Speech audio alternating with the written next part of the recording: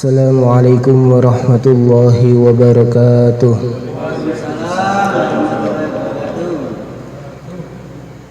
Bismillahirrahmanirrahim. Nahmaduhu wa nusalli wa nusallimu ala rasulihil karim Sayyidina wa maulana wa habibina Muhammadin wa ala alihi wa ashabihi wa atba'ihi ajma'in. Rabbi israh li sadri wa yassir li amri wahlul 'uqdatam min lisani yafqahu qawli waj'al li waziran min ahli. Rabbana anfa'na bima 'allamtana Rabbi 'allimna alladhi yanfa'una Rabbi faqqihna wa faqqih ahlana wa qarabatil lana fi dinina ma ahlil qatri unsa wa dakar. Rabbana wa aslih lana kulla syu'un wa akirra birridha minkal uyun wa qdi anna Rabbana kullad duyun qabla an ya'tiyana rusulul manun waghfir wastur anta akrama man satar. Rabbi waffiqna wa waffiqhum lima tartadi qawlan wa fi'lan karama warzuqil kulla halalan daima wa akhilla atqiya ulama nahdi bihil khaira wa nukfa kulla syarr. Hadirin yang dimuliakan Allah Subhanahu wa ta'ala, marilah kita senantiasa bersyukur kepada Allah Subhanahu wa ta'ala yang masih memilih kita untuk datang di majelis ilmu, mengkaji ilmu-ilmu warisan dari yang mulia baginda Rasulullah sallallahu alaihi wasallam.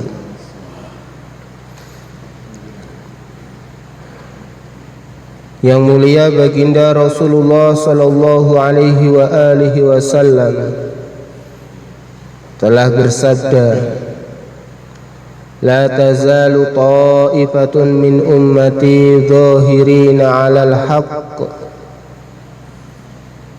Senantiasa ada dari setiap generasi suatu kumpulan, Allah pilih dari umatku suatu kumpulan yang senantiasa berada dalam perkara yang hak. Ada satu taifah orang-orang yang berkumpul dalam jumlah yang besar dan mereka berada di atas kebenaran. Maka apa termasuk ciri-ciri dari taifah tersebut? Termasuk ciri-cirinya sebagaimana yang disebutkan dalam Al-Quran adalah wa ma kanal mu'minuna liyanfiru kaffah falaula nafara min kulli firqatin minhum ta'ifatul liyatafaqqahu fid-din. Termasuk kumpulan tersebut yaitu punya hubungan kuat dengan ilmu, mereka punya usaha-usaha untuk memahami perintah-perintah Allah. Ini termasuk taifah yang akan senantiasa Allah munculkan di setiap generasi sampai hari kiamat. Apabila diri kita ada tanda-tanda mengikuti dari Taifah tersebut, kumpulan besar orang-orang yang telah disebutkan, maka tidak ada perkara yang lebih pantas kecuali kita mensyukurinya. Karena apabila kita berada pada amalan-amalan yang diridhoi oleh Allah, itu menjadi tanda bahwa nanti kehidupan akhirat kita akan bahagia. Maka hadirin yang dimuliakan Allah Subhanahu wa taala, tentunya itu bersama berkumpul dengan orang-orang yang senantiasa ada usaha memahami ilmu agama dengan jalan generasi ke generasi, karena sabda Rasulullah sallallahu alaihi wasallam, la tazalu ta'ifatun min ummati, ini memberikan isyarat generasi tersebut itu akan memiliki estafet. Maksudnya antara generasi sebelumnya dan sesudahnya itu punya hubungan, yang mana oleh para ulama diistilahkan adanya sanad. Sehingga Syekh Hasan Al-Basri itu mengatakan as-sanadu minad-din, sanad itu bagian dari ajaran agama.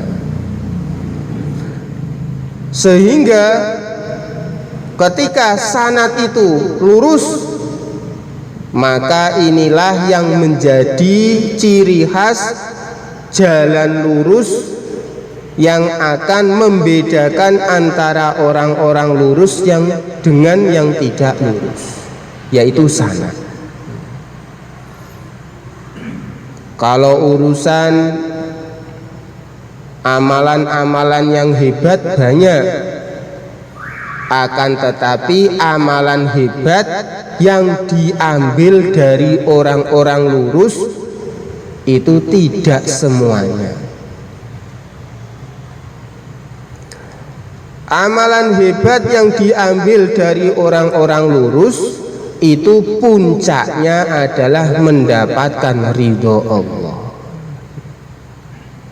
Puncaknya mendapatkan ridho Allah. Dan amalan ini telah dibawa oleh siapa? Telah dibawa oleh yang mulia baginda Rasulullah sallallahu alaihi wasallam. Maka amalan baginda Rasulullah sallallahu alaihi wasallam ini sudah disetel. Orang awam yang paling awam pun selama mau ikut yang mulia baginda Rasulullah sallallahu alaihi wasallam ini bisa dapat ridho Allah, bisa masuk surga. Dan ini suatu hal yang sangat luar biasa. Baginda Muhammad ini sudah tahu surga, melihat Jibril, melihat Israel, melihat Mikail. Tetapi amalan beliau setel, bahkan orang awam pun andai mau mengikuti beliau, maka akan dapat ridho Allah Subhanahu wa ta'ala. Meskipun orang paling awam tersebut tidak melihat surga, tidak melihat Jibril, tidak melihat Israel, hanya mengimani saja, tidak melihatnya, selama mau mengikuti yang mulia baginda Rasulullah Shallallahu Alaihi Wasallam, maka akan diridhoi oleh Allah Subhanahu wa Ta'ala. Maka Allah pilih yang mulia baginda Rasulullah Shallallahu Alaihi Wasallam itu amalannya luar biasa. Beliau paling tinggi derajatnya di sisi Allah, tetapi amalan beliau bisa diikuti oleh orang iman yang paling rendah sekalipun. Kadang orang itu kalau bahasa orang sekarang tuh ngejos ya, sehingga amalannya itu sulit ditiru. Maka justru hebat itu bukan karena tidak ada yang bisa meniru amalannya. Hebat itu justru ketika amalannya bisa mulur terus sampai kiamat, bisa dikerjakan oleh siapapun, sehingga dia jadi asbab masuk surganya siapapun. Dan ini akan sulit apabila tidak dibekali oleh ilmu petunjuk dari Allah Subhanahu wa Ta'ala. Maka para nabi dapat petunjuk langsung, dapat wahyu langsung dari Allah Subhanahu wa Ta'ala. Kemudian umatnya mendapatkan petunjuk dari Allah melalui utusan Allah. Kalau Pak Arif kok mendapatkan ngaku mendapat petunjuk dari Allah langsung, wah nanti akan dicek gitu. Ini jangan-jangan ngaku nabi gitu. Atau langsung melalui Jibril. Nah, ulama ini warasatul anbiya, mendapatkan petunjuk dari Allah melalui penyampaian Rasulullah. Itu ulama generasi pertama alias generasinya para sahabat. Kemudian ulama generasi setelahnya yaitu para tabi'in mendapatkan petunjuk dari Allah melalui penyampaian Rasulullah kepada generasi sebelumnya yaitu para sahabat. Sehingga penyampaian ini terus menerus sampai sekarang. Maka kalau orang sekarang mengaku mendapat petunjuk langsung dari Allah tanpa melalui jalur ini, oleh ahli agama tetap dinyatakan orang sesat. Betapa hebatnya ilmu warisan baginda Rasulullah Shallallahu Alaihi Wasallam untuk membedakan mana orang-orang yang berada di jalan yang lurus dan mana yang tidak. Maka para ulama sering mengingatkan kepada kita kalau kita menyampaikan sesuatu itu sesuatu itu kita ambil dari sumber mana? Apakah ulama-ulama generasi sebelum kita juga mengatakan hal yang serupa, ataukah kita mengaku dapat ilham langsung dari Allah Subhanahu wa Ta'ala dan sebagainya? Kadang orang itu ngaku dapat ilham dari Allah Subhanahu wa Ta'ala, padahal yang namanya ilham nisbatnya tidak hanya kepada Allah Subhanahu wa Ta'ala.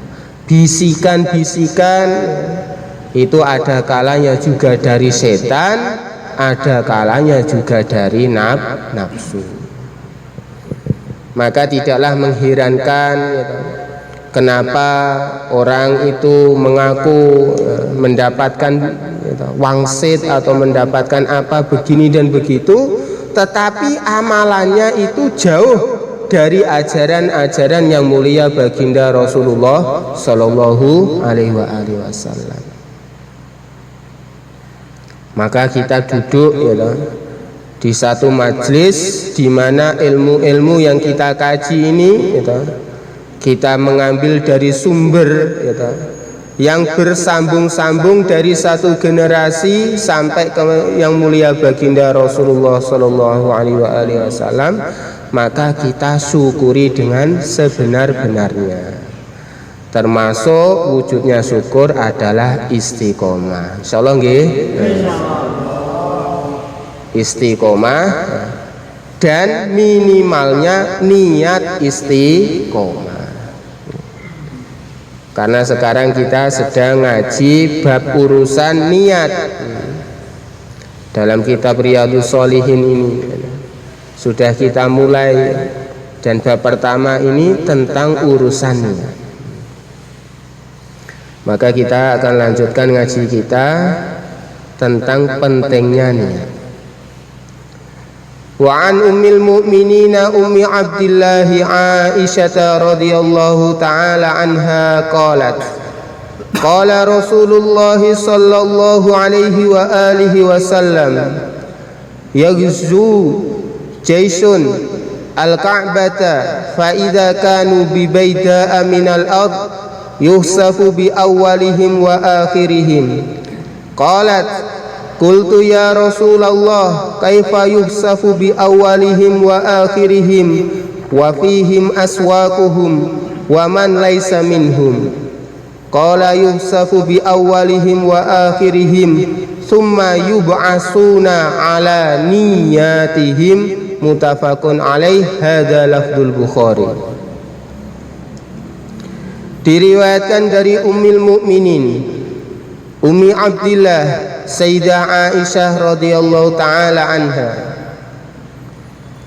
Jadi Sayyidah Aisyah ini oleh Allah Subhanahu wa taala dimasukkan dalam jajaran Ummul Mukminin, Ummahatul Mukminin, istri-istri Rasulullah sallallahu alaihi wasallam. Ini oleh Allah Subhanahu wa taala mendapatkan kehormatan, langsung dinyatakan dalam Al-Qur'an sebagai wa azwajuhu ummahatuhum, sebagai ibu-ibunya orang-orang yang beriman. Maka menghormati istri-istri Rasulullah sebagaimana menghormati ibu-ibu kandung kita, bahkan lebih. Bahkan hukumnya setelah Rasulullah Shallallahu Alaihi Wasallam wafat, tidak boleh satupun orang yang beriman menikahi istri-istri Rasulullah, sebagaimana tidak boleh menikahi ibu-ibu mereka sendiri. Sehebat apapun, entah Sayyidina Abu Bakar nggak boleh menikahi Sayyidah Hafsah. Sehebat apapun Sayyidina Umar nggak boleh menikahi Sayyidah Aisyah.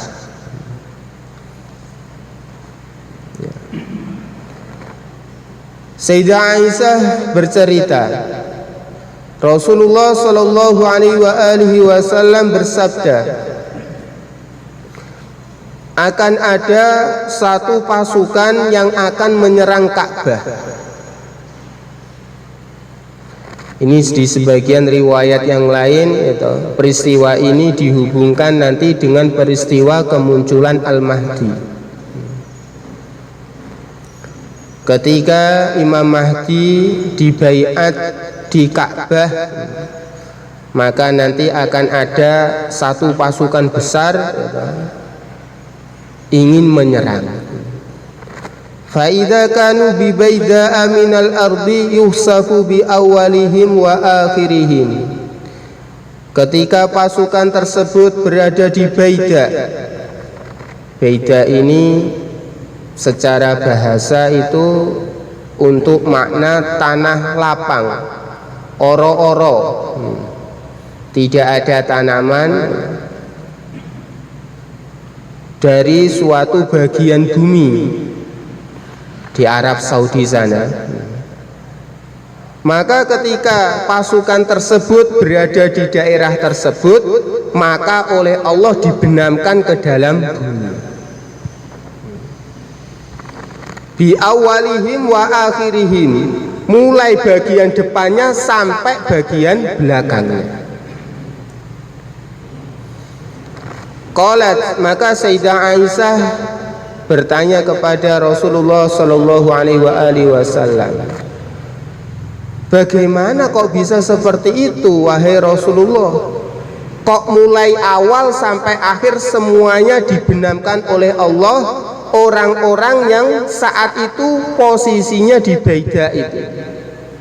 Padahal ya waktu itu kemungkinan ada wafihim aswakuhum, ada orang-orang rakyat jelata yang nggak tahu menaung gitu, urusannya apa. Waman laisa minhum, ada orang yang saat itu kebetulan di tempat yang sama, tidak punya tujuan yang sama, tetapi saat itu kebetulan di tempat yang sama, sama-sama lewat di daerah tersebut.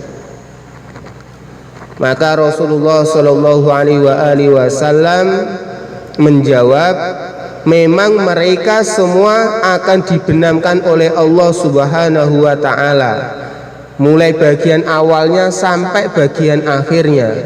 Tsumma yub'asuna ala niyatihim, tetapi nanti mereka dibangkitkan sesuai niat-niat mereka. Kalau niatnya memang tidak ada niat keburukan gitu, ingin menghancurkan Al-Mahdi, ya nanti dibangkitkan sesuai niatnya. Kalau niatnya ingin menghancurkan Al-Mahdi, ya nanti akan dibangkitkan sesuai niatnya. Nanti di akhirat punya tempat masing-masing. Maka dari hadis ini para ulama memberikan pelajaran. Yang pertama, penting kita itu tidak beserta orang-orang yang buruk. Ya. Satu, pentingnya tidak beserta orang-orang yang buruk. Yang kedua, andaikan kita tidak tahu keburukannya, jangan sampai kita itu hilang niat yang baik. Kita kadang berada di satu bis, kita nggak tahu ini orang-orang yang ada hati-hati busuk atau enggak, kadang nggak tahu. Pada saat itu kita jangan sampai hati kita juga ikut-ikutan busuk, sehingga andaikan kecelakaan, tetap nanti tempatnya di akhirat itu sesuai hatinya masing-masing, sesuai hatinya masing-masing.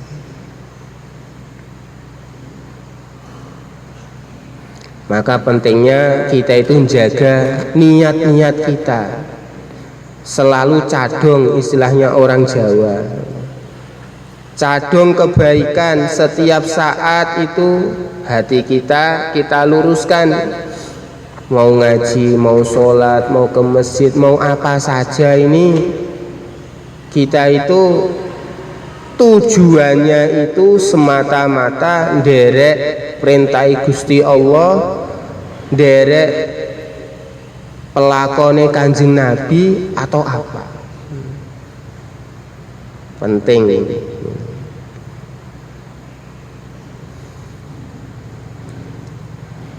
Wa an Aisyah radhiyallahu ta'ala anha qalat qala an-nabiy sallallahu alaihi wa alihi wasallam la hijrata ba'dal fath walakin jihadun wa niyatun wa idza stunfirtum fanfiru, muttafaqun alaih. Wa ma'nahu la hijrata min Makkah li'annaha sarat dar Islam. Diriwayatkan dari Sayyidah Aisyah radhiyallahu ta'ala anha, ia berkata, baginda Nabi Muhammad sallallahu alaihi wasallam bersabda, tidak ada kewajiban hijrah sesudah terbukanya kota Makkah untuk penduduk Makkah. Akan tetapi kewajiban tetap ada untuk jihad dan juga niat. Maka apabila kalian diperintahkan untuk berangkat, maka berangkatlah, muttafaqun alaih. Makna la hijrata ba'dal fathi, tidak ada kewajiban hijrah dari Makkah untuk penduduk Makkah setelah terjadinya Fathu Makkah, karena negeri Makkah sudah menjadi negeri Islam. Hijrah adalah perintah Allah kepada umat Islam, sehingga tatkala perintah Allah itu sudah diperintahkan, baginda Rasulullah SAW menyampaikan seluruh orang Islam ketika belum terjadi Fathu Makkah yang posisinya tinggal di Mekah harus hijrah. Rasulullah pun hijrah, Sayyidina Abu Bakar pun hijrah, Sayyidina Ali yang saat itu menggantikan posisi baginda Rasulullah di rumah, akhirnya pun juga hijrah. Semuanya hijrah. Jadi penduduk-penduduk Makkah sebelum adanya Fathu Makkah semua harus hijrah. Setelah Makkah menjadi Darul Islam, menerima Islam, maka la hijrata ba'dal fathi, penduduk Makkah tidak berkewajiban lagi untuk hijrah. Akan tetapi yang wajib apa? Jihadun, tetap harus wajib jihad. Waniyatun, kalau saat itu belum ada komando berangkat, maka pasang niat. Maka sering diingatkan sama kiai, walakin jihadun waniyatun.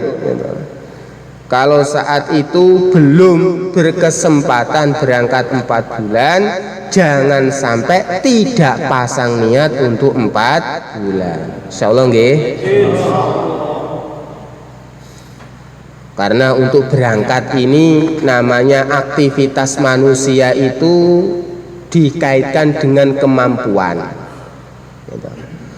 Berangkat 4 bulan jalan kaki, berarti ketika kakinya sedang sakit ya belum bisa berangkat. Tetapi kalau niat ini, siapapun selama kesadarannya masih ada bisa niat.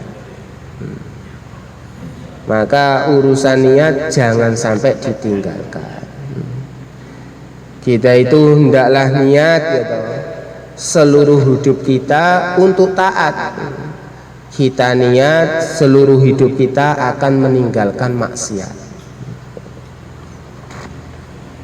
Niat seluruh hidup kita untuk taat, niat untuk sholat, niat untuk ngaji, niat untuk dakwah, niat untuk seluruh ketaatan kita niatkan.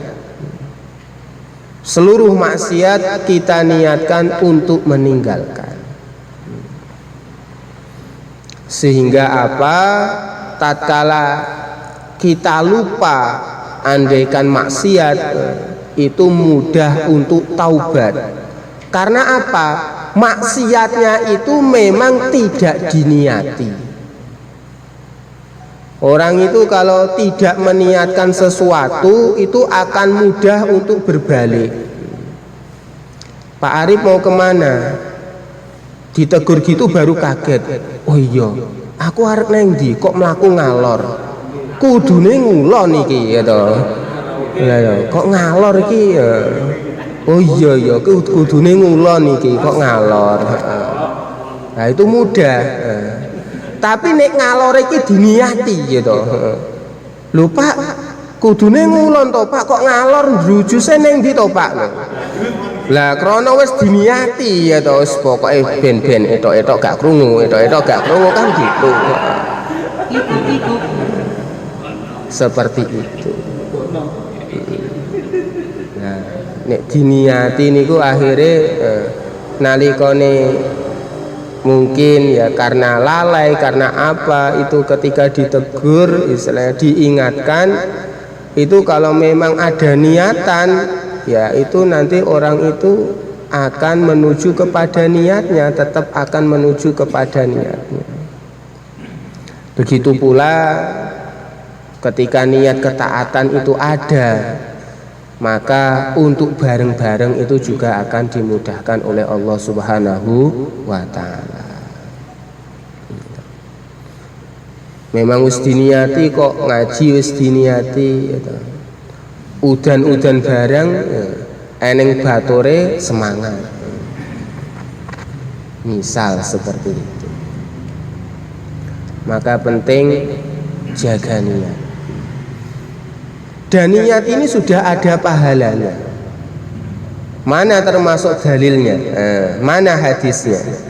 Wa an Abi Abdullah Jabir bin Abdullah al-Ansari radhiyallahu ta'ala anhuma qala kunna ma'an nabiy sallallahu alaihi wa alihi wasallam fi ghuzatin faqala inna bil madinah la rijalan ma sirtum masiran wala qata'tum wadiyan illa kanu ma'akum habasahumul marad wa fi riwayah illa syarikukum fil ajr rawahu Muslim.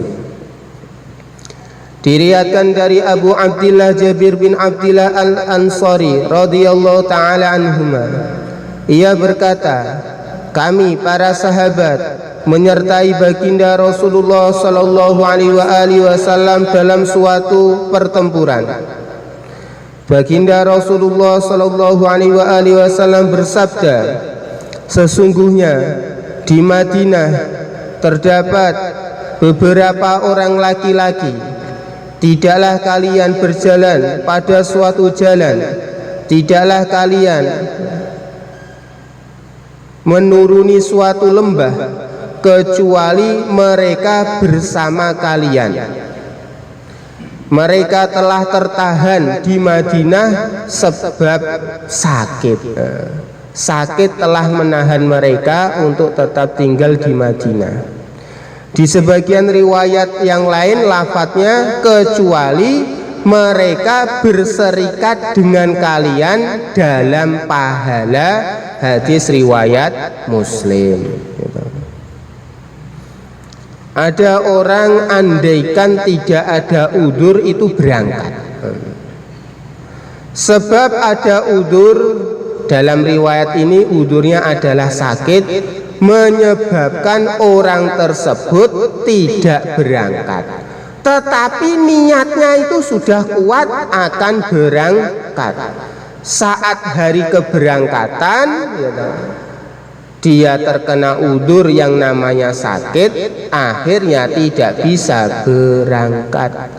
Tetapi ini tetap dinyatakan oleh Rasulullah Sallallahu Alaihi Wasallam, mereka tetap mendapatkan pahala berjuang meskipun tidak berangkat karena udzur.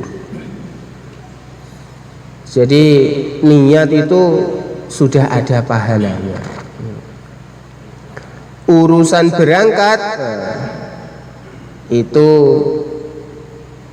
ketika ada kemampuan berangkat ya berangkat, ketika belum ada kemampuan ya niatnya jangan sampai hilang. Terkadang orang sudah persiapan, tatkala mau berangkat jatuh sakit. Terkadang orang sudah persiapan berangkat ketika sudah mau berangkat keluarganya ada yang sakit sehingga dirinya harus merawat karena tidak ada keluarga yang lain. Seperti Sayyidina Utsman. Sayyidina Utsman itu oleh Rasulullah Shallallahu Alaihi Wasallam diputuskan untuk merawat Sayyidah Ruqayyah,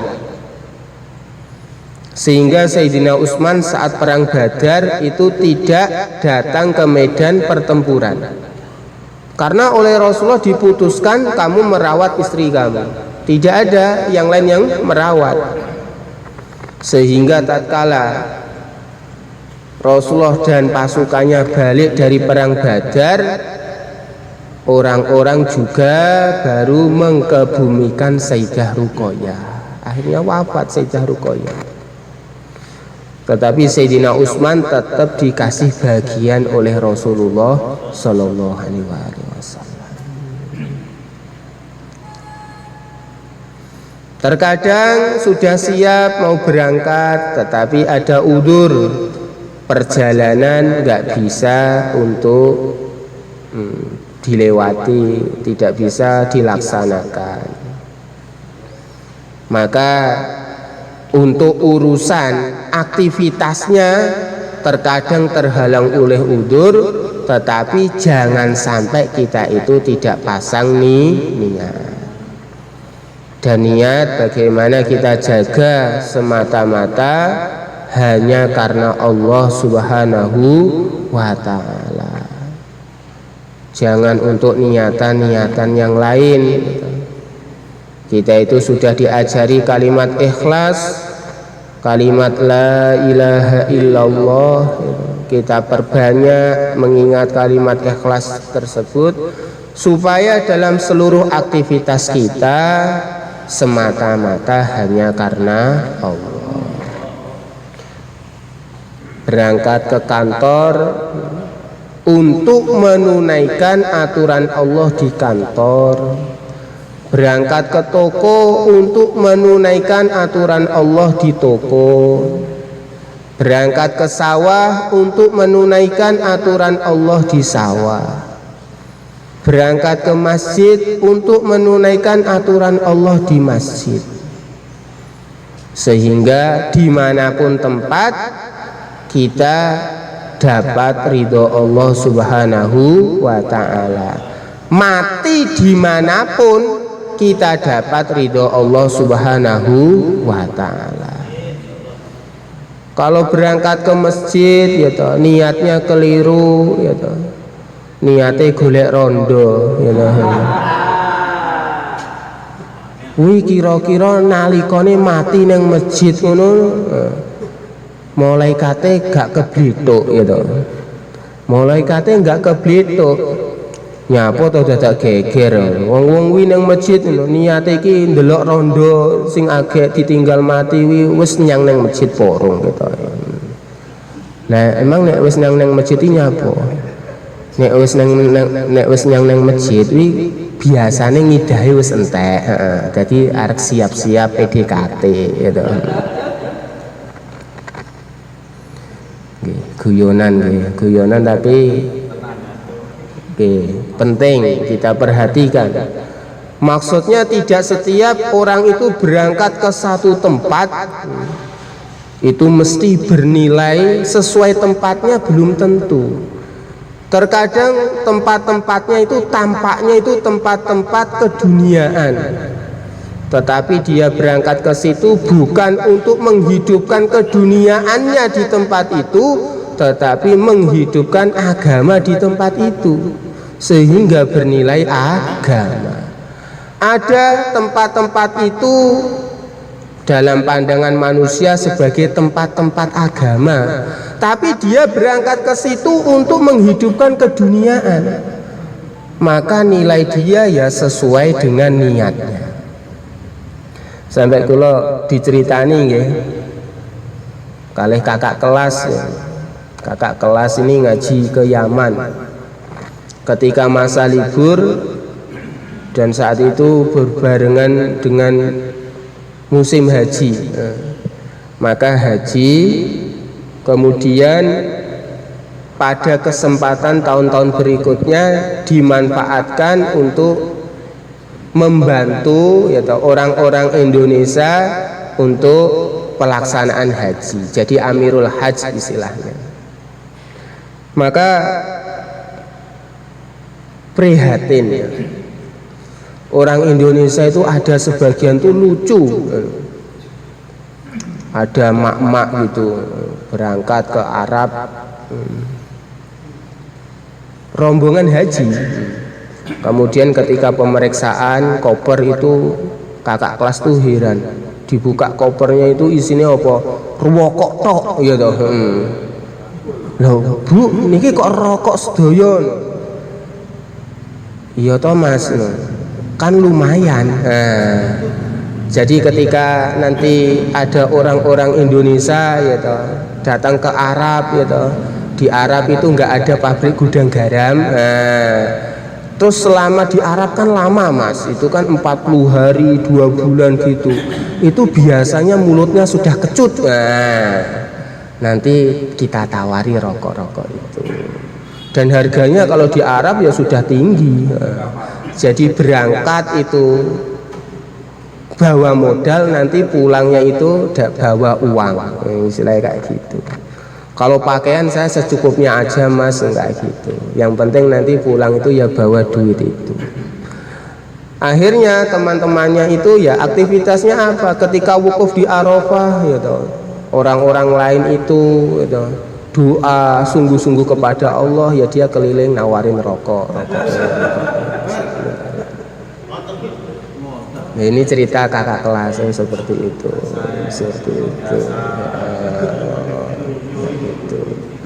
Ini yang mau diambil bukan mau gibahnya, kita nggak nyebutin nama orangnya. Hanya saja perilaku seperti ini real ya toh.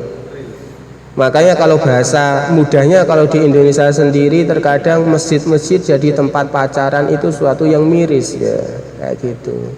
Ziarah wali songo golek apa, golek calon gitu. Sehingga di tempat-tempat yang dulu syiar agama itu malah dijadikan tempat-tempat yang terkadang jadi ajang maksiat gitu. Akhirnya perlu penertiban supaya orang tidak salah tempat. Nah, hal itu muncul ketika kapan? Salah niat.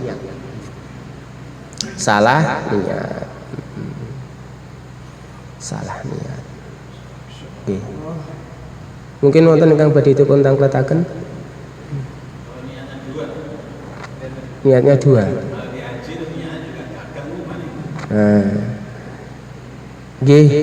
Akan sesuai hadis kalau orang itu niatnya tujuannya dua, itu tetap akan kehilangan pahala. Maka kalau dalam hadis yang pertama, fahijratuhu ilallahi wa rasulihi, itu hanya bagi niat famangkanat hijratuhu ilallahi wa rasulihi. Orang yang mendapatkan pahala dari Allah, orang yang mendapatkan berkah sebab Rasulullah, itu hanya orang yang hijrahnya semata-mata nderek perintah Gusti Allah, semata-mata nderek Kanjeng Nabi. Tidak ada niat yang lain. Tidak ada niat yang lain. Makanya kita harus memposisikan mana niat ya toh, mana perkara-perkara yang jadi motivasi. Dalam arti apa? Motivasi itu kita hubungkan saja dengan kaitannya sama nafsu gitu. Termasuk kita itu berat untuk berangkat amal agama itu karena nafsunya itu yang disukai adalah enak-enakan, tidak suka untuk bersusah-susah payah. Itu karakter nafsu. Maka supaya nafsu itu termotivasi gitu, mau berangkat, itu perlu adanya suplemen-suplemen yang akhirnya kita sebut dengan fadilah-fadilah itu. Kalau urusan tujuannya, niatnya ya semata-mata mencari ridho Allah. kemudian fadilah-fadilah akan mendapatkan begini, kita bisikkan kepada nafsu kita. Kita bisikkan kepada nafsu kita. Karena ada orang itu nafsunya itu sudah banyak tunduknya kepada hatinya, bahkan dimarahi sama hatinya. Nafsu gitu. Mosok to gitu. Jek pengen swarga. Ini kaitannya ketika nafsu itu berangkat semata-mata hanya karena surga. Dinasehati sama hati gitu. Kita itu berangkat karena mencari ridho Allah.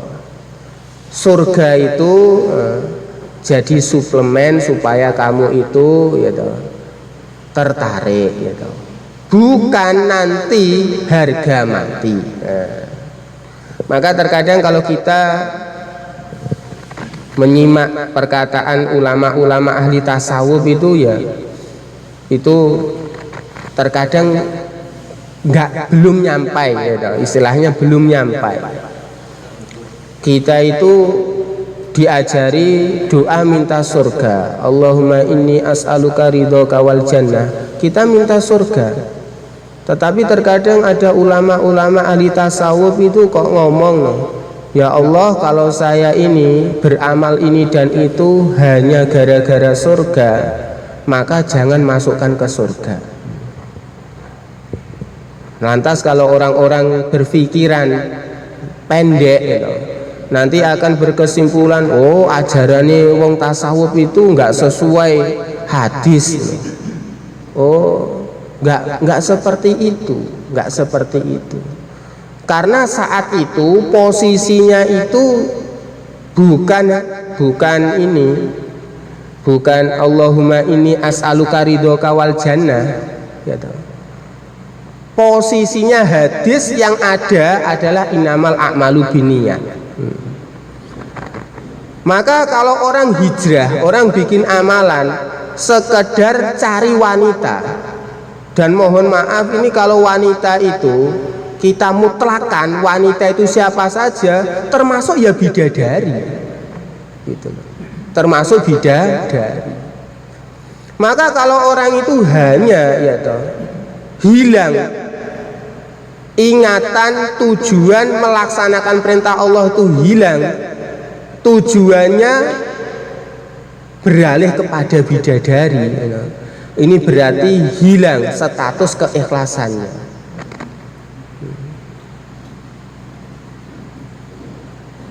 Ini khawasul khawas ataupun setidaknya orang khawas. Karena kalau orang khawas itu hati itu memang khawasul khawas itu hati itu bersih dari tujuan selain Allah. Gitu loh. Nah, yang awam itu tadi makhluk-makhluk itu ditempatkan di sekelilingnya hati saja. Termasuk yang berposisi di dekat hati adalah nafsu.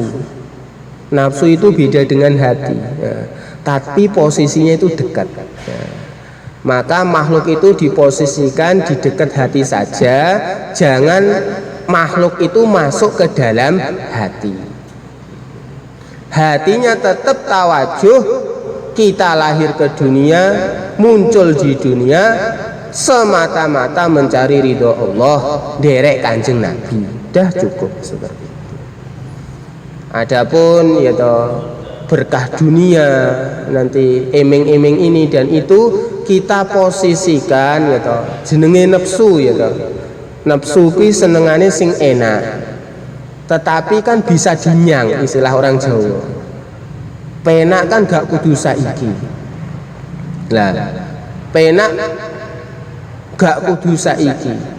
Lah nafsu sing bisa dinyang istilahnya, bisa disemayani, bisa diajak bicara, nanti kamu akan dapat kesenangan, dan kesenangannya lebih dari apa seluruh kesenangan di dunia itu nafsu yang sudah kena didikan iman itu tadi. Maka nafsu yang sudah kena dididikan iman itu nanti tetap diiming-imingi, wa fiha ma tastahihil anfus ya toh. Di dalam surga nanti ada nikmat-nikmat yang diingini oleh nafsu tapi dinyang sik. Neng donya ditahan sik. Neng donya wanahan nafsa anil hawa. Nafsune ditahan sik, dilut deh. Kalau mau nahan nafsu, fa innal jannata hiyal ma'wa. Masuklah ke surga. Lah kalau sudah di dalam surga, wa fiha ma tastahihil anfus, nafsune pengen opo ae keturutan. Mau ingin apa saja akan keturutan gitu. Sing wong wedok sing pengene kaya piye no saged mriko. Tapi kalau di dunia ini ya kan ya pandangan pertama ya toh, terpesona dengan wajahnya. Terkadang boso ngerti dohir batine istilahnya ya toh. Engko rada nyesek sing bagian ndi ya. Kok kurang ini ya. Wah gitu. Ya casing dhuwur iki wis sip. Casing tengah iki jane perlu. Wah bisa gitu. Tetapi kalau di surga itu kenikmatannya adalah di luar perkiraan. Ya toh. Perkiraan dia bodi wanita yang paling baik itu begini, nanti munculnya melebihi dari perkiraannya itu.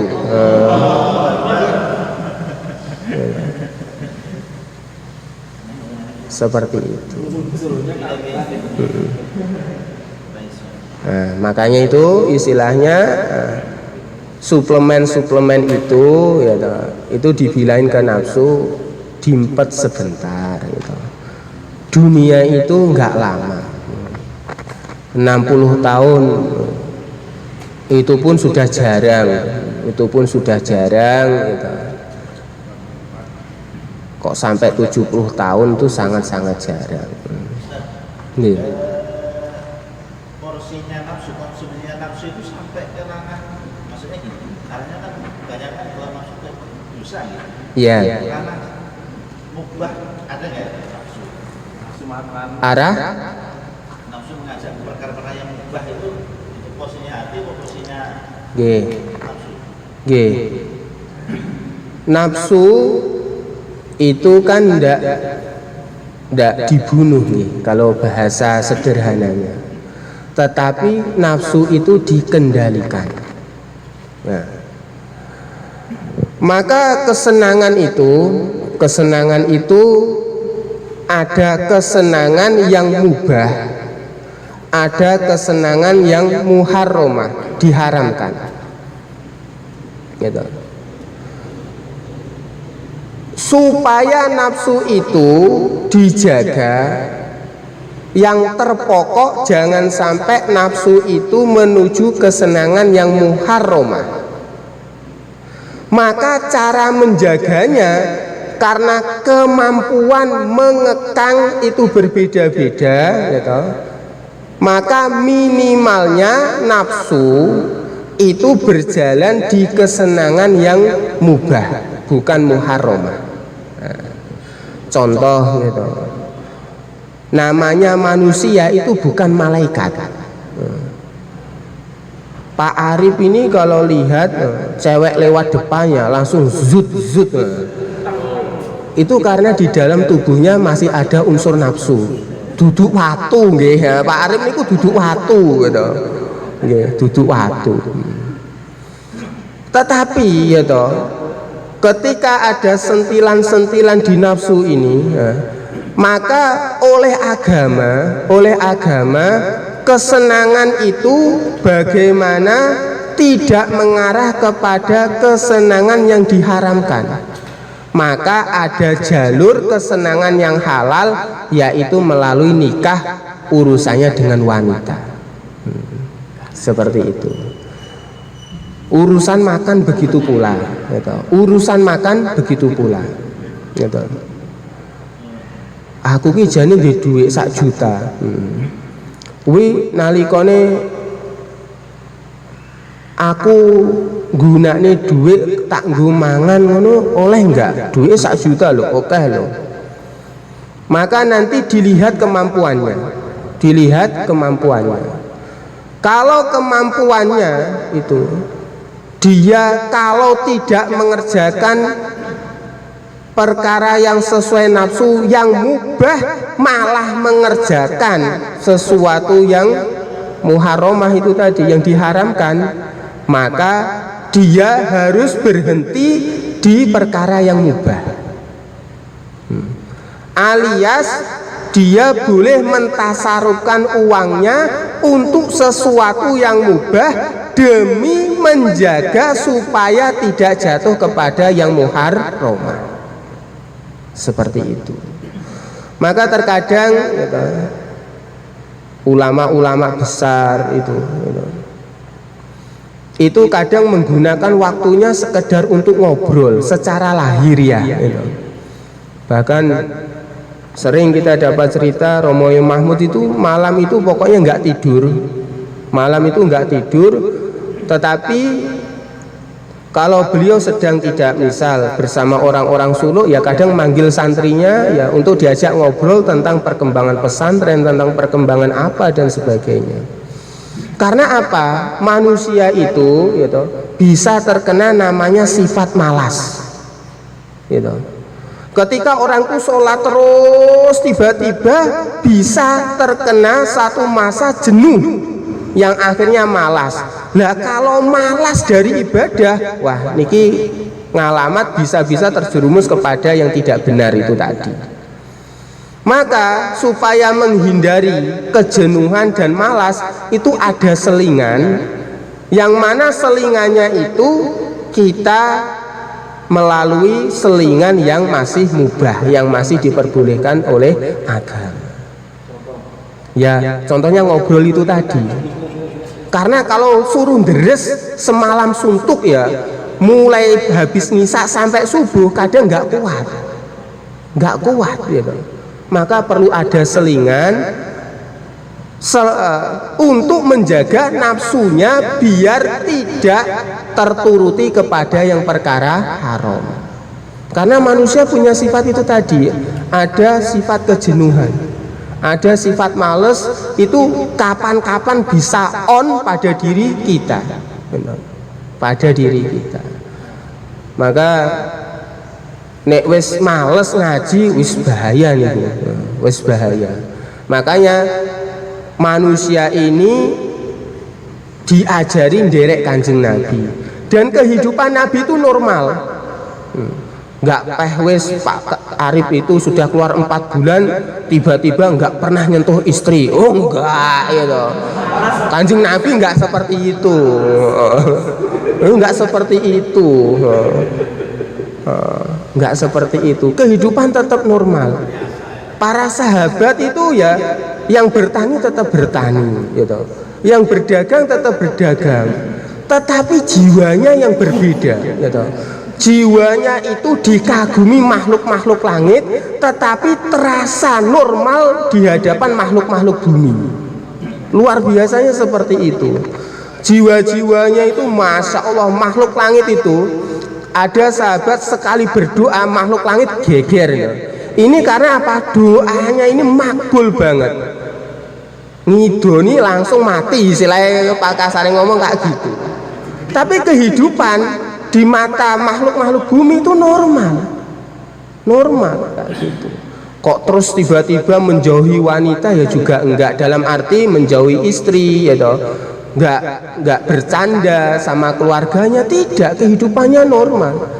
Rasulullah tetap romantis sama istri, tetap bisa bercanda sama anak cucunya, ya toh, bermain sama Sayyidina Hasan, Sayyidina Husain.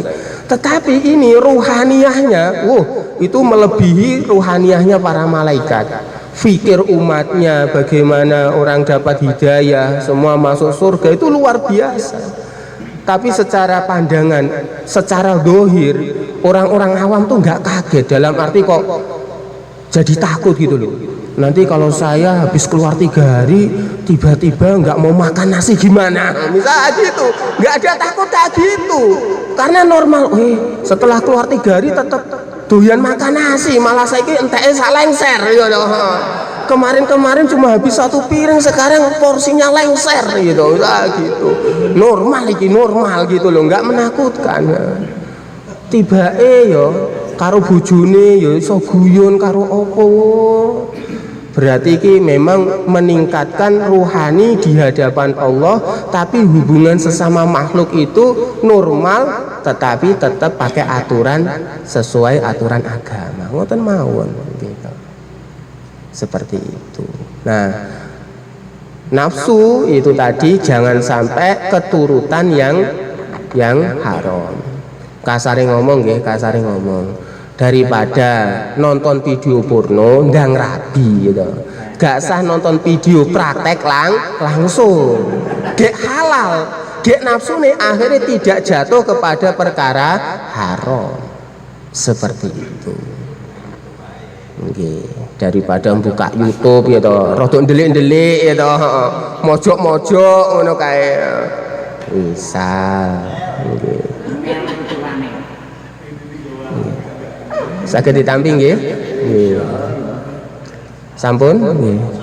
Mugi-mugi kita saged mendhet faedahipun, mugi-mugi kita saged nyampaiaken ngamalaken dadosaken asbab hidayah kebukaipun sedaya kesaenan lan barokah terusipun sedaya keawanan lan kecelakaan kangge diri kita, keluarga kita, keturunan kita, sederek kita, kerabat kita, tangga kita, rencang-rencang kita, ahli kampung kita, masuk alam.